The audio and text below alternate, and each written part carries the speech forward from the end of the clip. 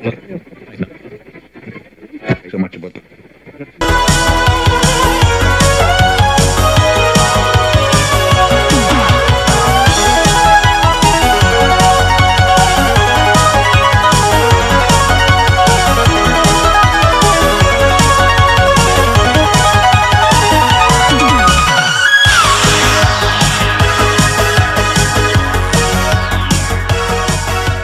Welcome, ladies and gentlemen, to episode 5. I am your host, Dan Brosman, and better late than never. Yes, I am sorry that this is coming out late.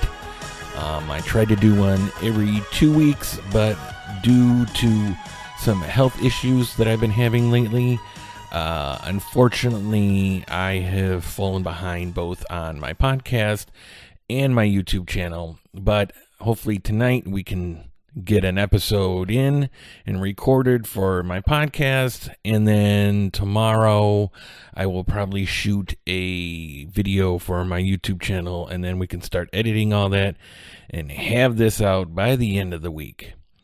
That being said, unfortunately, folks, for the time being, I will have to forego the beer review.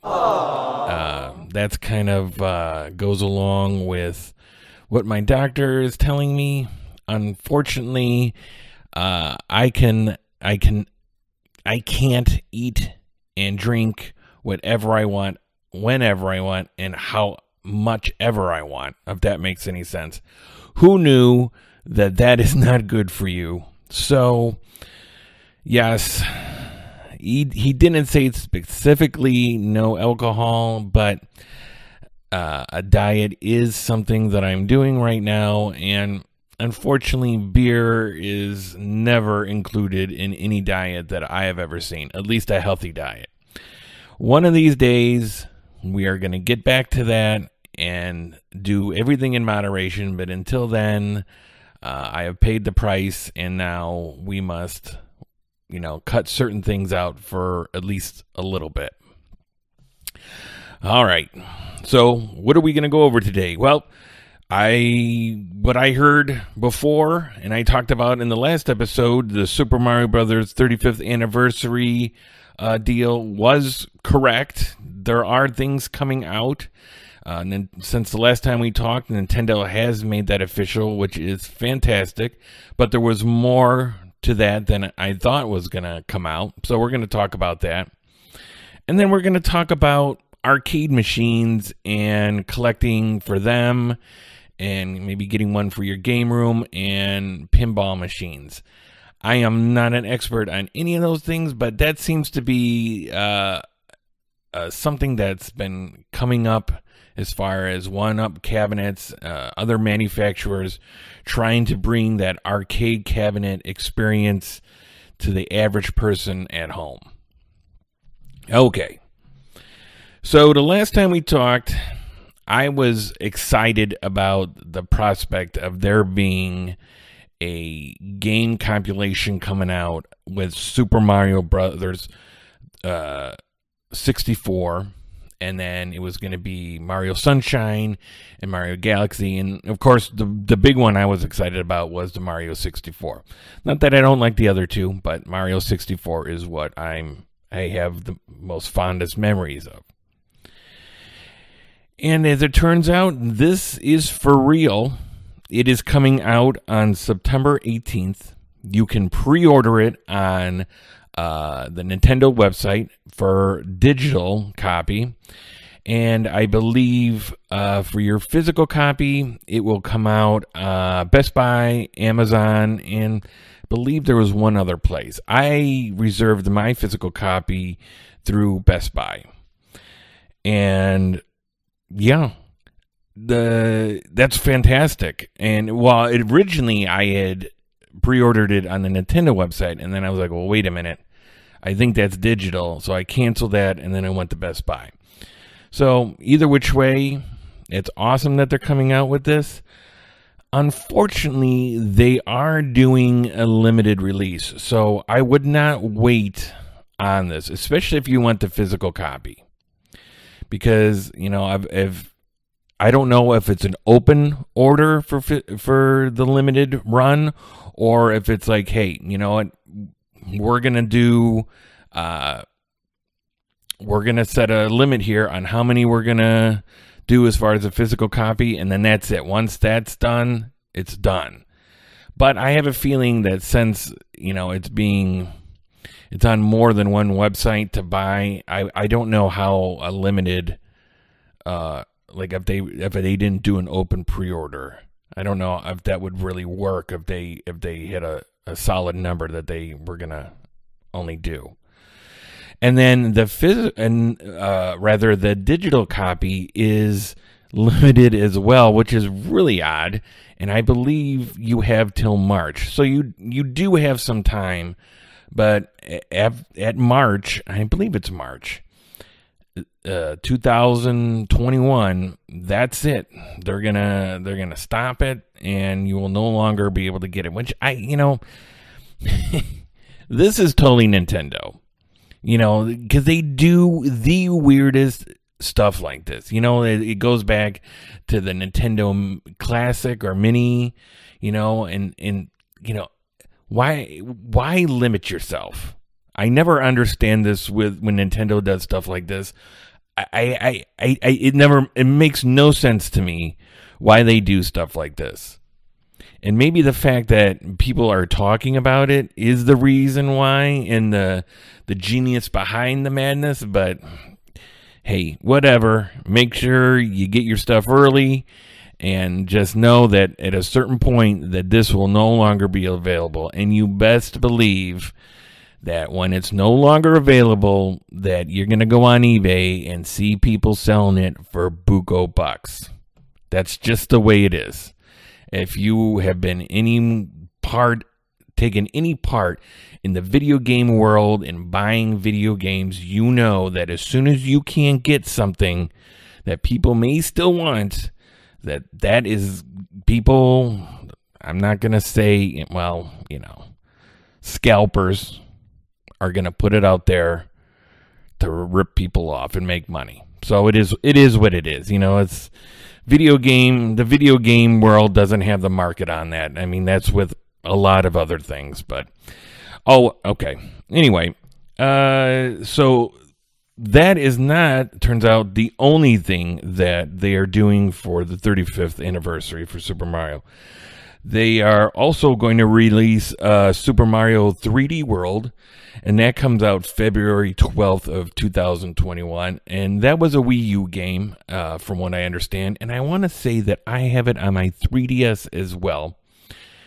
I am really excited about that. I will definitely pick that up. I love that game. It's a 3D Mario game, obviously, Mario 3D World, but it's a real cute game, and it's a lot of fun, and it's just a good solid thing. I'm so glad that they're bringing it over. You know, a lot of people will say, you know, why don't you come out with, Switch needs to come out with more original stuff instead of just porting stuff from the Wii U. And I agree. But what does it matter? I mean, how many people really bought the Wii U? I mean, really? Not a lot. So, you know, bring it over. What the hell? I mean, how hard can it be to bring that over? So anyway, and then they're also releasing the Super Mario Brothers Game & Watch, which I thought that was really interesting and kind of nice. I don't know that I will get that, but that drops on November 13th of this year.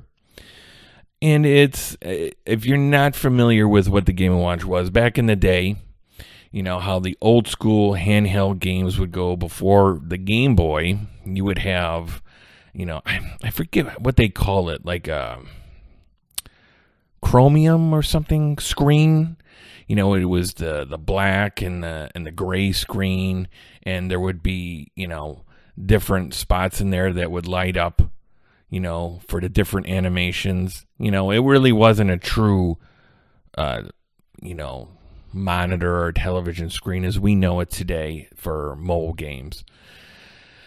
But this one's a little different because not only is it going to be a clock, because obviously Game & Watch, And not only will you be able to play the original games that came on that original Game & Watch, but you're also going to be able to play 2 other games, the original Mario Brothers and Mario Brothers 2, but the Lost Levels. So, Japanese version of Mario Brothers 2.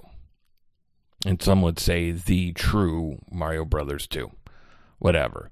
And I think that's really cool. Will I pick it up? I don't know. I don't know how much that's going for. I didn't really look into it, but I know it's coming out November 13th, so I got some time to think about it. Thing of it is like, if it's in the $30 range, yeah, I might pick it up. But if it's more than that, I mean, really, how much am I going to touch this thing to play it? Probably close to never. It would just be something to sit on my shelf as a collector, really. But I thought that was kind of neat. They will also be coming out with this next thing is, I don't know if I'm going to get it, but I think this thing is so cool, and it's very, very ambitious here. Mario Kart Live Home Circuit. So, what this is a Mario Kart game, but you actually, along with the game, the software, you also buy a physical toy, like a remote control toy, and it looks like Mario in a go-kart, and it's got a camera on it. And I believe it also comes with a couple other, like the beginning, like gate that you put over the racetrack and the end. And you actually put it in a room in your house, and somehow you design a track to go around your house, however you want to do it. We're not really sure how that's going to work yet, how that happens. But you play it in mobile mode, in handheld mode, the Switch, and you actually drive the physical car with your Switch, and it goes around this track that you made in your house. And it's just like a normal Mario Kart game, but it's through your house. And I think this is totally cool. I'm probably going to pick it up. It comes out October 16th. I don't know if I'll buy it right away, but I'm definitely interested. Now, how well this is going to work is probably the reason why I'm not going to pick it up day one. This is definitely a novelty, at least in my eyes. It's not something that I don't think you're just going to sit down, fire up the TV, and just go and play. Especially if if there's some prep time here to, clear the room. You're going to have a room to where you have enough room to drive these karts, and they're not big. I mean, if you go on YouTube or just internet and Google that name, you're going to come up with the trailer they have for it. And I think it's cool. It's neat. Nintendo, with all their quirks and stuff that sometimes makes you scratch their head, they are definitely not scared of trying new things out and pushing the bar a little bit.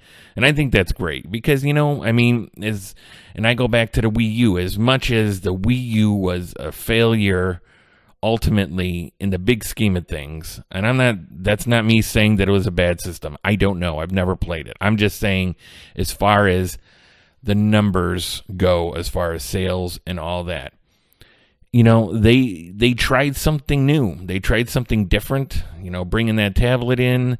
And I know there's a lot of people that love playing that system. And, they tried it out, and, it just didn't take off. People just didn't catch on to it like other systems. But that's okay. They tried. And there's, if you fail and don't try anything different, I think is worse than trying something different and failing. And, Nintendo's big enough to where they can afford to do that. And the last thing they have coming out is something called Super Mario 35. And this is going to be a game for the Nintendo Online subscribers. So if you're subscribed to the Nintendo Online, this is going to be a game that you can play. And pretty much, I'm trying to remember the exact name of it, but it kind of reminds me of that Tetris game that came out earlier this year that you play online and you play against other people. And it's just like a crazy thing where, however well you do, you can send, the bad, when in Tetris, when you get a Tetris and then it slams down, a whole bunch of blocks on the other person. And, I think it was like Tetris Ultimate or something. And you could send it to a whole bunch of other people that are on screen with you, and trying to, ruin their game so you can be the last one standing. If I butchered that description, I'm sorry. But chances are, if you're listening to this podcast, you have an idea, you know what I'm talking about. Well, they're doing the same thing, but with Super Mario Brothers, the original. So you're going to have a whole bunch of other people. I'm guessing 35, I think, playing with you. And it's you starting off in the original Super Mario Brothers. And as you hit the different enemies, they're going to send those enemies to someone else's screen as they're playing. And then they got to deal with those enemies. And it's just going to be a big kind of melee. And, I'm not a subscriber of Nintendo Online, but this may make me sign up. Even if it's just for a little while, just to play this. Because this sounds so much fun. And I've never tried that Tetris out because I'm horrible at Tetris. So I didn't want to go on there and just continually get my butt whipped. But this may be different because I'm not bad at Super Mario Brothers. I do okay with it. And so, that's it. Surprisingly enough, this is a lot more than I thought that Nintendo was going to do. Oh, by the way, Super Mario Brothers 35 launches on October 1st. So you have the Super Mario 3D All-Stars game with the Mario 64, Mario Sunshine, and Mario Galaxy, and that comes out September 18th. You have Super Mario Brothers Game & Watch, and that comes out November 13th. Super Mario 3D World, February 12th of 2021. And Mario Kart Live Home Circuit, and that's October 16th. So there you go. Start saving now because there are a lot of things to spend your money on coming up. So I live on the edge of watching people that collect arcade cabinets. Arcade cabinets are something that I kind of have a passing interest in, but I've never really dived into it with my whole attention. And when I moved into our new house a handful of years ago and built my game room, I then had room to have an arcade machine. Well, arcade machines are expensive. And even like the used ones, can be hundreds of dollars, if not thousands. Usually, I don't know. I think they can be like maybe 12. I think 1,200 is like the most I've ever seen. But like I said, I never really got into it to see what it would cost for like a new one. And I always thought that I would have one day. And now it got my juices flowing because I'm like, I have this game room. I have a spot for it. Let's start looking into this. And my first thought was like, well, I don't want to spend, $1,000 on a new machine. But I want something that plays a whole bunch of different games. And if you have followed Metal Jesus Rocks on his channel, you know that he has that meme arcade machine that he made. I don't know, now it's probably been 5 or 6 years ago. And what he did was he pretty much went, I think, on Craigslist and found an old arcade machine that was for sale for relatively cheap. I think he spent like $200 on it. And he bought that and took all the guts out of it because it didn't work. It was already, it was already fried. And him and Grandmaster Paul sanded it down, refinished it, and they made a pretty cool arcade machine. And I'm like, you know what? That's what I'm going to do. That's really what I want to do because, that's the easiest. I'm not the most technical guy, but I could probably figure that out. I could, I'm not the handiest dude either. So I started looking. I started shopping to see if I could find, a cabinet that nobody really wanted a lot of money for, preferably one that didn't work anymore. So because I was going to take this thing apart.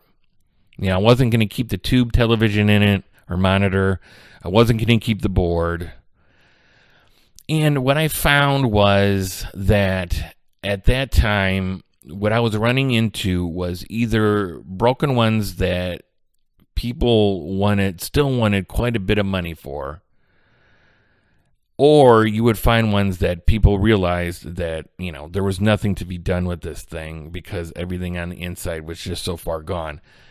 But the actual casing, the cabinet, was pretty beat up.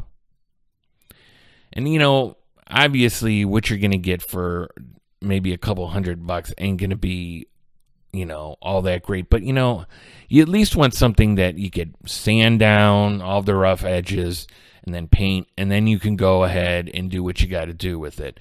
But, if there's like water damage on the bottom, because a lot of those, cabinets, I think may got a particle board, and, you get water on that and they just swell up. And it just ruins everything. And, especially if these cabinets have been in a bar or something somewhere, people are not being gentle with them probably. So I was having difficulty finding a cabinet to redo. And I was pretty bummed about it. And then I was watching an episode of Nintendo. And I don't know if you guys know who that is, but he is a YouTuber. And he doesn't put out that much content anymore. At least not as often as he used to. Still a great channel. Seems to be a really nice guy. And he had downloaded some construction plans off the internet and made pretty much a cabinet out of, just raw, like particle board, I think it was. But it was a dock for his Switch. So he would put his Switch in there, and then he had up top a couple of joystick controllers. I think they were wired in. I don't remember. It's been a while since I watched the episode. But then underneath, he had a mini fridge, which was really cool, I thought. And I was like, well, I don't really want the mini fridge part of it, but the cabinet part is pretty interesting. And it looked fairly easy for him to do it. And I only laugh because, and I'm going to get to it, on my journey, putting together a cabinet of my own. But where his was for the Nintendo Switch, I wanted mine to emulate arcade games. And, have a collection of them. Just have like the old-fashioned machine down in my game room. And I started trying to figure out how I'm going to do that. Well, you build a cabinet and you can get, the arcade sticks. There's companies that make really good ones, with the trackball or whatever, but that starts to get expensive with that alone. And then, using an old computer, putting all that software on there, and, you got to know how to do all that. And, I'm sure if I really put the time in, I could do it, or at least find somebody I know that would be able to help me out and do that. But then you start getting into, having to set all that up, and, I started looking into it, and a lot of times with something like this, it gets to be more than what I want to do, right? So so it kind of, the project kind of sat in limbo for a while I just hee-hawed over what I was going to do, or him and hawed, or however you say it. And then one day, I was on the YouTubes, as I do, and I came across something called Pandora's Box. And I'm sure you guys know what that is, but for the people that don't know what it is, Pandora's Box is something, I believe, that's made in China. And it is a dual stick box. And in this box is all the electronics with the computers and everything. And it has depending on which one you get, it has thousands of games on there. And it's totally plug and play. So you just power this thing on, HDMI to your TV, and boom, you have a twin stick, basically arcade going straight to your TV. And I said, that's brilliant. That is flippin' brilliant, because all I need to do, instead of having a docking port for my Switch, I'm going to change this up and have it be a dock for the Pandora's Box, right? Because that's pretty much all I was looking for. And it was like, that's as easy as it got. Everything was all in one. I just got to slide this thing in here, and here we go. So I order my Pandora's Box. Now, the one thing you got to understand with these Pandora's Box is, first of all, this stuff coming from China, is it legal what they're doing with all these games on there? And I probably know the answer to that for sure, but I'm going to say 90% sure that no, it is not legal as far as all the games on there. I highly doubt that these companies have licenses to use all these games. That being said, I was like, I'm still okay with this, right? So now I go online, and you realize that, like, which Pandora's Box do you want? Because they have a million different versions, and none of them are the same. They may look the same, but the games on the inside may not be. It's like when they put each one of these together, they're just like, we'll just throw these games on it. So finding ones with the games you want is nearly impossible, at least to get specific with the games you want.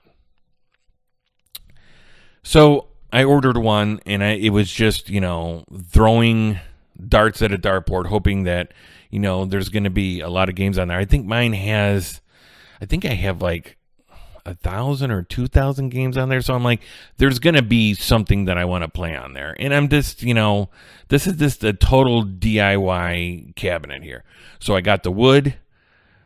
And the plans I kind of had to make on my own. So I start putting this thing together, right? I cut everything out in the garage.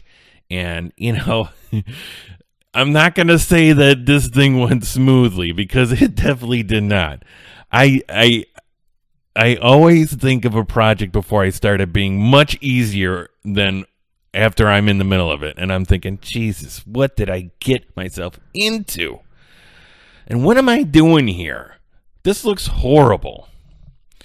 But you keep going, because you have that vision, and it's like, I'm going to be that guy with this freaking arcade cabinet in my game room come hell or high water, right? So I get all the pieces, and I'm like, well, I'm going to assemble it in the basement, and then I'll paint it in the basement. Okay. That was mistake number one. Not the assembly necessarily, but the painting. So I bring it down because I don't want to have a fully assembled cabinet and then figure out how I'm going to get this heavy thing down the basement. Because I use some heavier wood pieces than what that Nintendo used. And he didn't have, I don't think he had to take it up or down some stairs. So I'm like, I'm just going to put it all together in the basement, and then I'm going to paint it. Well, here's the thing. So I used, what is it, that MSD board or whatever, and you can't use normal latex paint on it because it soaks. That the board will soak in all that, the water and the moisture, and then it'll bubble and swell, and it ruins it. So you would have to use an oil-based paint. And that's like what you get in like spray paints and stuff like that. And they also sell it, it's just oil-based. And all I was looking was to do black. So I painted as much stuff up outside as I could, but the majority of it, I was just going to paint when I was done putting like the shell of it together. So let me tell you about that. Painting it wasn't a problem. What came after it was a problem. So now I adjust in a room that's not well ventilated in my basement, painted something that was petroleum based. And so now there's fumes, and I'm thinking, well, I'll just keep the door open. I'll run some fans. It'll be fine. Okay. And it was pretty much fine. It wasn't like I was passing out or anything. But here's the other thing. I have my washer and dryer for my clothes down here. And what happened was I washed some clothes and then I go to dry them. And now the heat from my dryer takes the vapors that were in the air and then set them on fire. But it ingrained them in my clothes and in my dryer. So it almost smelled like burnt rubber. And it took me, like an idiot, it took me like a little bit to figure out what in the hell happened here. Why does this smell so bad? And then I was like, wait a minute. It's that damn paint that I used on the arcade machine. I'm like, oh, man. So, long story short, eventually I had to run it a couple times. I had to keep trying to get air out my basement. But eventually, it was only like a couple days. It was all clear. And, I forgot what I had to do I had to wash my clothes a couple times. Because that stuff was in there. I mean, it literally smelled like burnt rubber.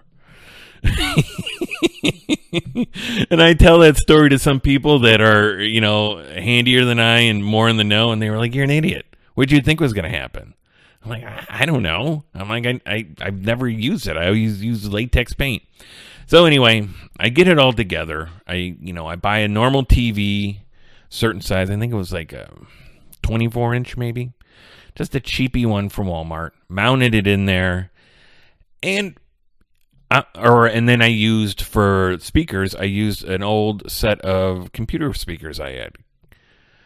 And I got to tell you, it didn't turn out half bad. I was really surprised. Now, I don't think it turned out nearly as good as the one Nintendo made, because he was following instructions, and I was basically trying to build it with the intent of it being a docking port for that Pandora's box. So I had to change up the dimensions on the fly. But it works.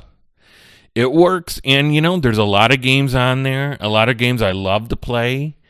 But, that Pandora's box, it's hit or miss. Because some of the games run really well, and then some of them don't.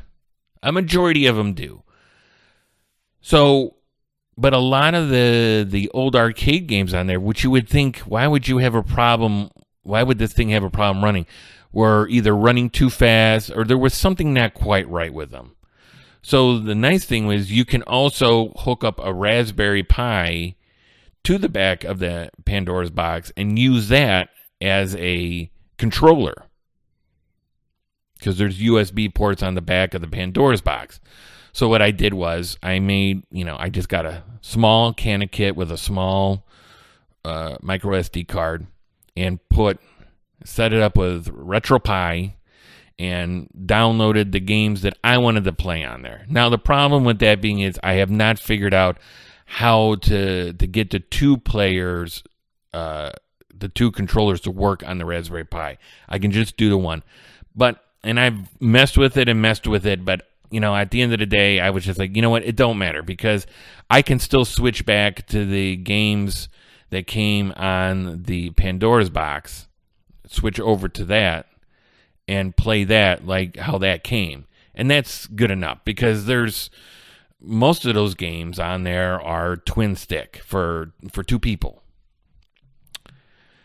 And I know I've kind of gone on and on about this cabinet, but here's what I'm trying to get to, because when you go to these try to do an arcade cabinet and buy one, it's so expensive. And if you're a person like me who's always dreamed about having something like that in their house or in their game room or their man cave or whatever, if I can put one of these things together, you can too.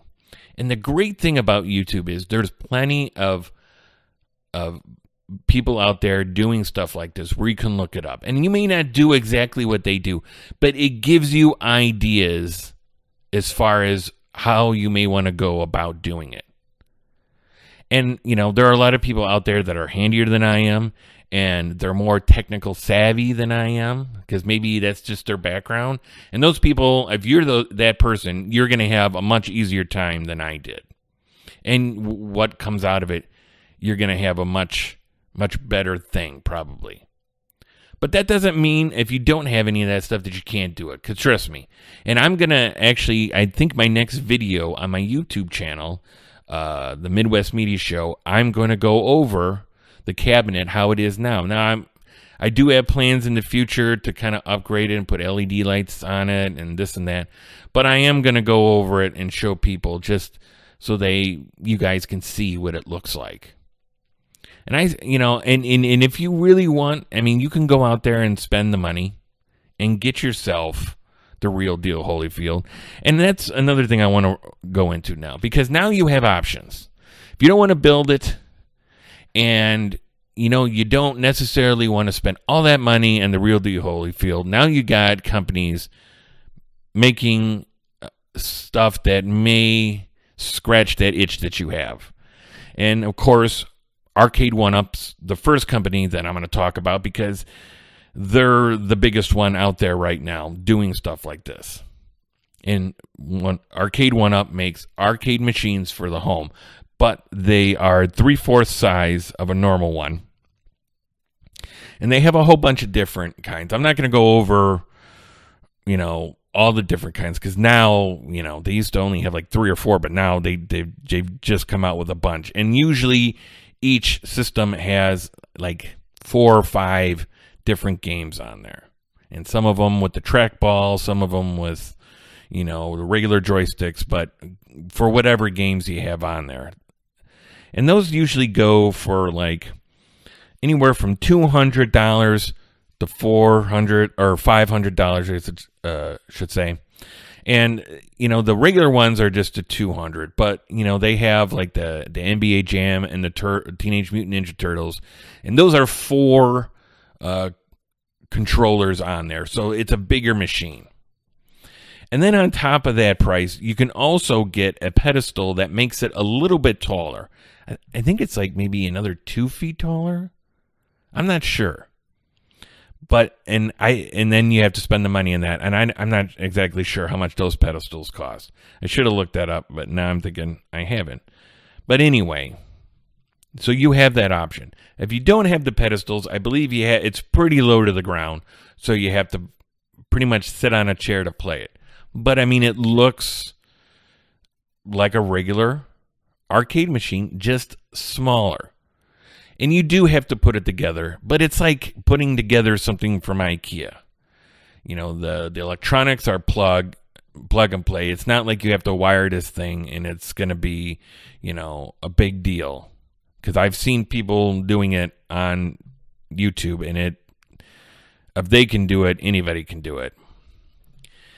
And that may be the option that you want to do. It's plug and play pretty much, and it's giving you that arcade feeling at home. Now, I will say, in the beginning and still now, I'm hearing that the quality of these machines sometimes can be a little bit questionable. And I think that they have gotten better as time has gone on. But I know that people still do have problems with them time to time. I know one of the original things was the paint on the top of it would rub off on your hands after using it for a little while. And then they came out with it. Well, if you call, we'll send you this plexiglass covering that you can install over the top, so that's not an issue anymore. And now now that's just part of the build. They do that with all of their new cabinets going forward. So they were listening to that. But I also know that monitors going out have been an issue.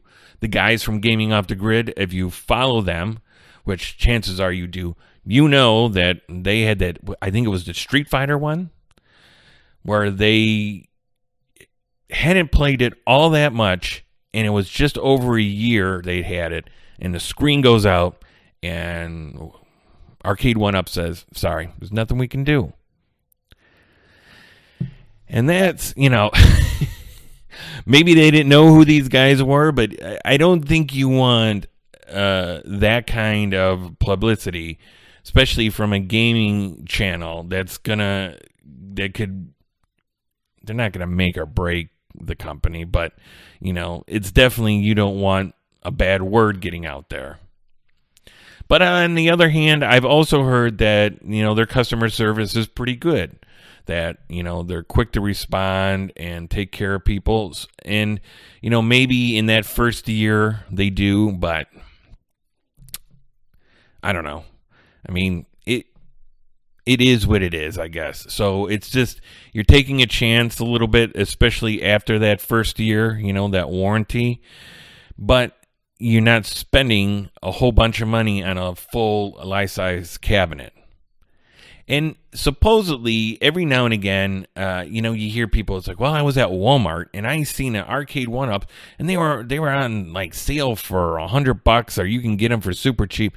Now, I've been through my Walmarts here, and, I got, like, 3 that are within driving distance of me here, and, a couple Targets, and I have never seen them below their normal retail price.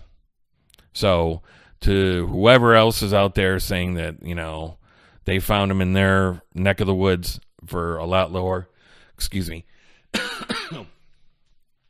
more power to you, and good on you. Unfortunately not around here. And there are also other companies that we have seen that are making machines at games. And I know there's a lot of people out there going, oh, God. Now, At Games does not have a good record either of quality, and they really don't.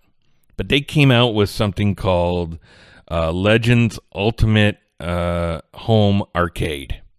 And this is more of a full-size cabinet than the 1-Up. And it has a whole bunch of games on there. And it's more of a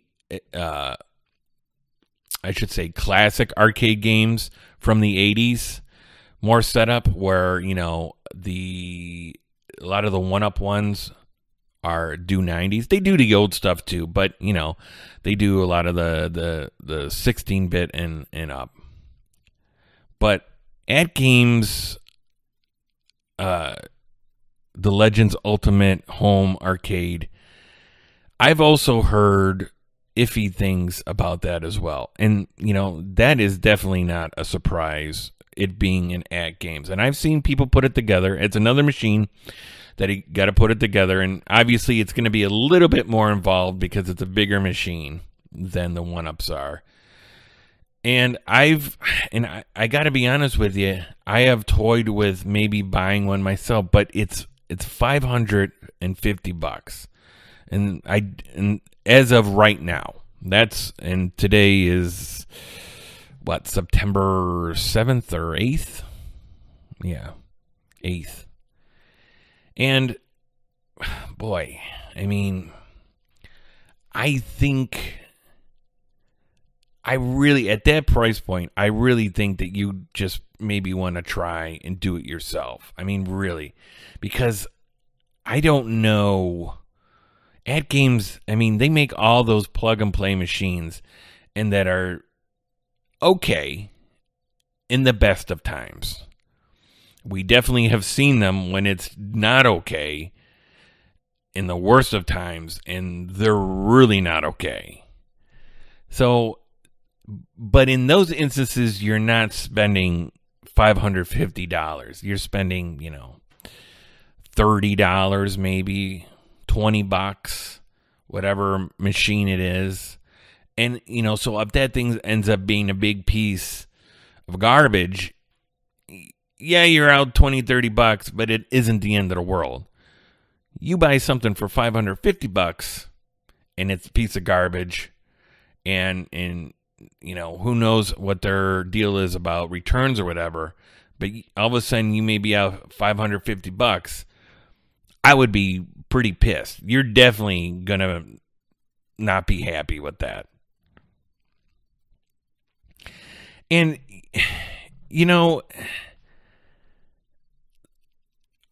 owning an arcade machine and getting into that, there are two levels to that. There's the people like me that I just want an arcade machine down here so I can play it casually, to have it on in the background, when I'm not playing it, but when I'm hanging out in my game room, and it just sits back there and looks cool while I'm not playing it, right?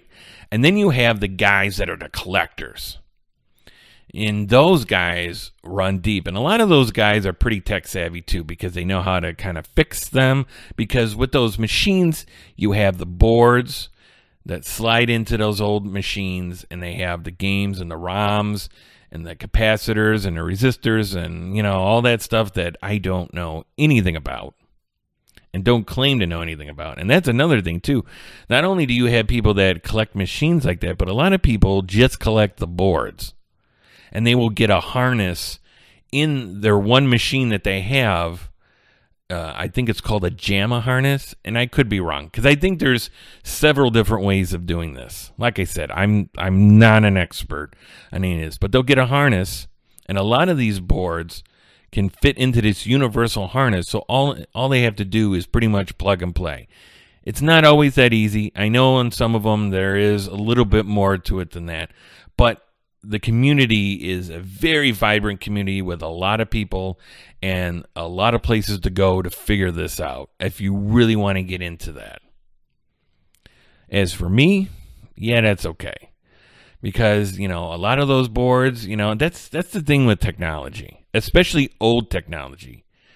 When I started collecting video games and systems, I always said one thing, and one thing always stuck in my mind. I am not going to pay a lot of money for old technology. I don't care how collectible it is. Because in this world, when you collect something that's technology based, you got to know that that's going to have some sort of shelf life. One day, this machine is not going to work anymore.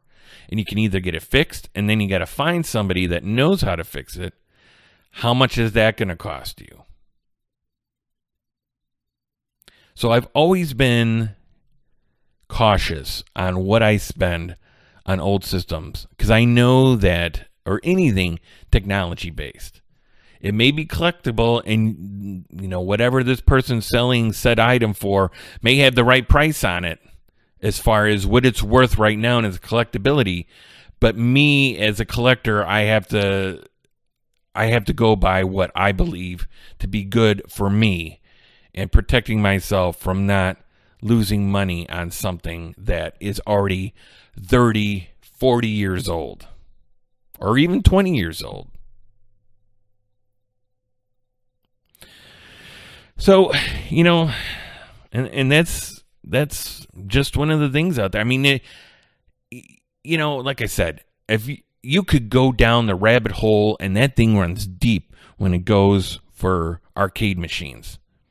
And that's cool. I love that. I'll sit here and I'll watch documentaries on that, or people just talking about it. And when they're passionate and when they know what they're talking about, it's so nice. And even though I may never have the urge to do that, I think it's so cool that people are out there doing it.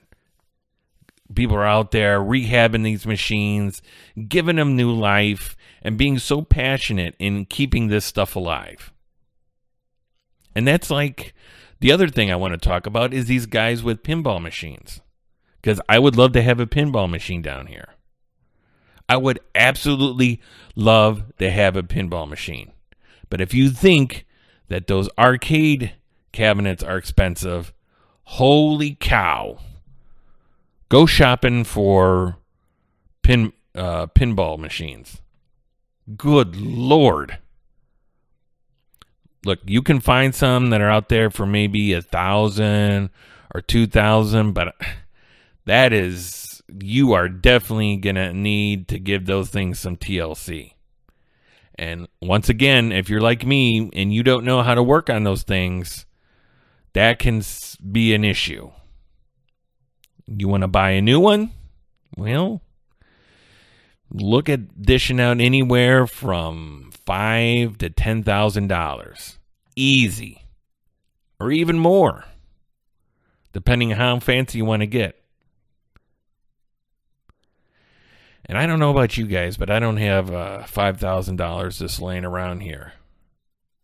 I can't imagine what the reaction of my wife would be if she came home one day and I said, I just bought a pinball machine. And at first she'd be like, oh, okay. 'Cause she doesn't know how much. And she'd be like, well, how much did that cost?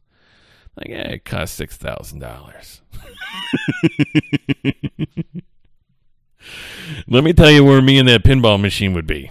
We would not be in this house. That's for sure. So I don't even know what my point here was. It's just, you see all this new resurgence, it seems like, into the consumer market of all these arcade machines and even the pinball machine, because I think Arcade 1UP is actually making a digital pinball machine.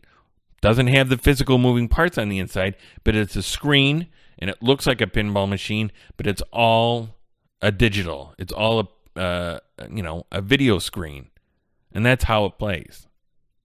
And I don't know how, to me, I think that's cool. I think that's cool. That is cool.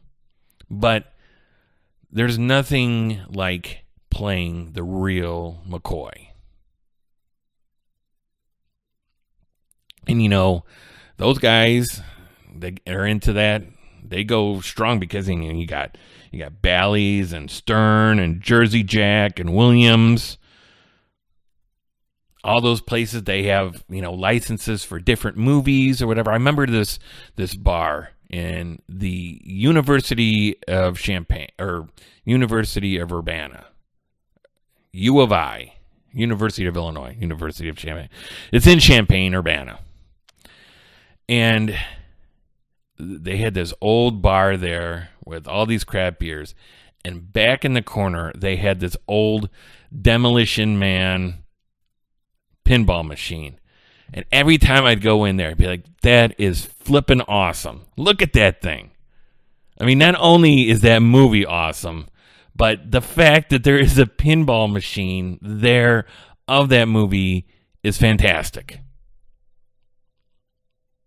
And the one thing, I think that bar ended up closing down. And my first thought was, man, that sucks, because I really enjoyed that bar when I'd go down there. I'm not from there. I'm from closer to Chicago, but it's still not a long drive. But my second thought was, man, I wonder what happened to that Demolition Man arcade machine or pinball machine. I don't know. I hope it found a good home. Well, I'm lost here, ladies and gentlemen. I guess this is the end. I feel like I should be sipping on a beer right now, telling you guys how good it is, but yeah, unfortunately, that's no bueno for me right now. And eventually we're gonna get back to it.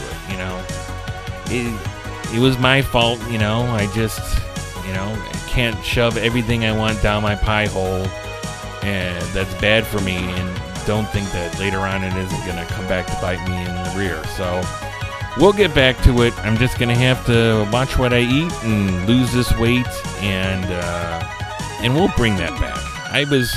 My problem never was drinking too much beer. It was just drinking too much pop and food that's not good for you. But, on a diet, beer is no bueno. So that's going to be it for this time, ladies and gentlemen. Thank you for tuning in. I will try to get back to a regular schedule. I know this one's late, but, couldn't be helped. And going forward, I think we should be able to get back onto a regular schedule here, ladies and gentlemen. I am your host, Dan Brosman, saying good night and see you later.